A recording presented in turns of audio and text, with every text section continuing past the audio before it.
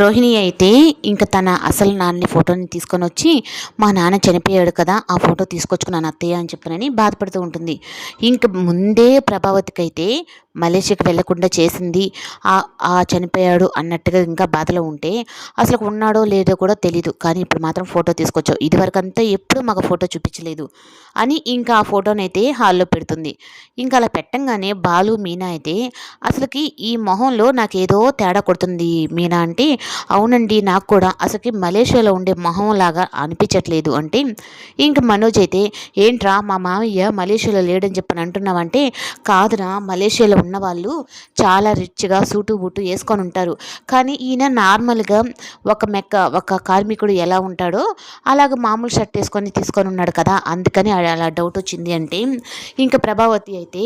ఆస్తి పోయింది, అలాగే మలేషియా ట్రిప్ పోయింది, అన్నీ పోయినాయి, అసలు నాకేం అర్థం కావట్లా, రావాల్సిన వస్తుంది అనుకున్న ఆస్తి కూడా మొత్తం పోయింది అని చెప్పని అన్నట్టుగా ఇంకా రోహిణి ఏడుస్తూ ఉంటే వాళ్ళ నాన్న విషయంలో ఇంకా ఆపుతావా, ఉన్నన్ని రోజులు అక్కడికి వెళ్ళేసి వద్దాము అంటే తీసుకెళ్ళలేదు, కానీ ఇప్పుడు మాత్రం మా నాన్న చనిపోయాడని 4 కన్నీటి బుట్లు ఏడుస్తున్నావా అంటే, ఇప్పుడు నీకు ఆస్తి మొత్తం పోయింది అయినా కానీ ఏం బాధ లేకుండా మా నాన్న పోయాడని ఏడుస్తున్నావు నువ్వు అని చెప్పనని ఇంకా ప్రభావతి మనసులో ఉన్న రోహిణి మీద బాధనంతా బయట పెడుతుంది. అసలుకి నాకు అర్థం కావట్లేదు, ఇప్పుడు మలేషియా ట్రిప్ అనుకోగానే మీ నాన్న చనిపోయాడా, లేదంటే ముందే చనిపోయిన తర్వాత ఇలా అంతా నాటకం ఆడుతున్నావా, నీ విషయంలో ఆ బాలు మైనా చెప్పినట్టుగానే నాకు ఏదో డౌట్ వస్తుంది అని అనగానే,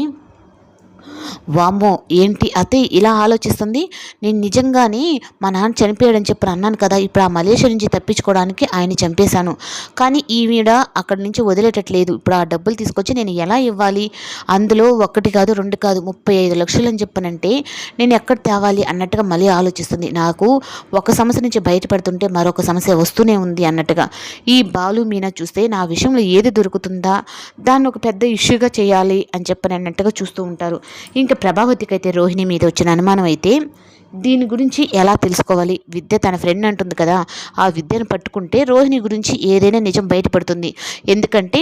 తను చెప్పినప్పుడల్లా ప్రతిసారి వాళ్ళ నాన్న పేరు కానీ మాకే చెప్పలేదు, కానీ ఇప్పుడు మేము మలేషియాకి వెళ్తాము అని చెప్పి అనేటప్పటికీ వాళ్ళ నాన్న చనిపోయాడని చెప్పని ఇట్లా నాటకం ఏమైనా ఆడిస్తుందా అంటే, నా కళ్ళు రోహిణి విషయంలో నన్ను మోసం చేస్తున్నాయా అన్నట్టుగా ప్రభావతి ఆలోచిస్తుంది.